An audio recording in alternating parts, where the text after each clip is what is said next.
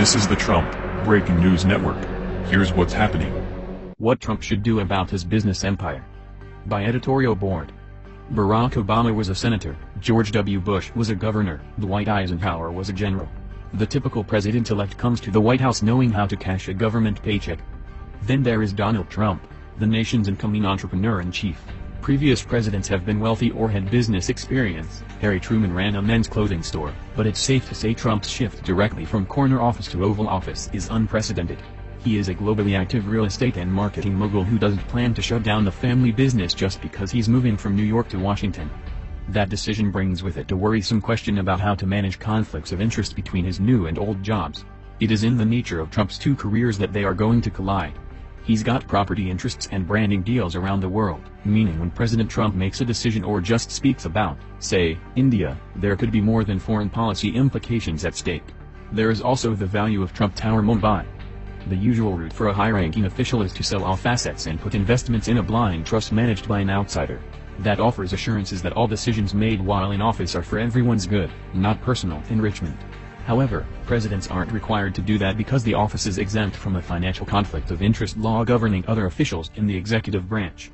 The thinking is that being president has such wide-ranging responsibility that conflicts are difficult to avoid and to police. For Trump, keeping official and private interests ongoing but untangled will be especially tricky, even if he never lifts a finger to actually participate in Trump Organization activities. That's because his vast empire is built in part on the value of his name, and his brand has never been stronger, except among Democrats. That opens Trump to criticism of being a walking, talking conflict of interest, because he'll be the most powerful man on earth at the same time there will be Trump product for sale. Some of that product is just 6 blocks from the White House, the new Trump International Hotel, perfect for the diplomat who needs to book rooms and also wants an easy conversation starter with administration officials. Trump, not one for overthinking life's nuances, doesn't seem worried. The law is on his side, he said, and he doesn't care about the future performance of his company. His children will tend to that while he runs the nation. Legally, he told the New York Times, he could be president of the United States and president of his company, and even keep signing the checks. But I would like to do something, he said. I would like to try and formalize something.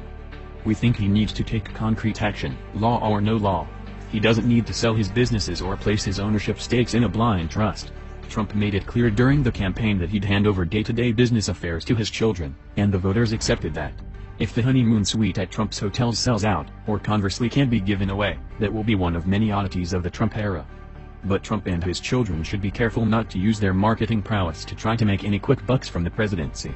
That would be unseemly, which is what the family learned after an overeager employee publicized the $10,800 Ivanka Trump bracelet she wore during the 60 Minutes interview. More broadly, before taking office Trump needs to disengage entirely from business activities and set in place ethical protocols to prevent conflicts of interest or even appearances of conflict. That should include naming one or several White House officials to keep close tabs on activity to protect the presidency and the public from unexpected trouble.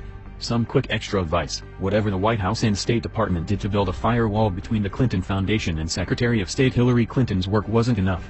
Eager foreign donors to the foundation thought they were owed access to the Obama administration. If Trump doesn't separate himself from his and his family's business interests, how long before he's seen as taking action as president because it was good for Trump and not America? Those kinds of allegations would harm the presidency. Ultimately they would tarnish the rules of fairness everyone must respect. This has been the Trump Breaking News Network. Please subscribe and share to stay up to date on the latest news about our president. Be informed.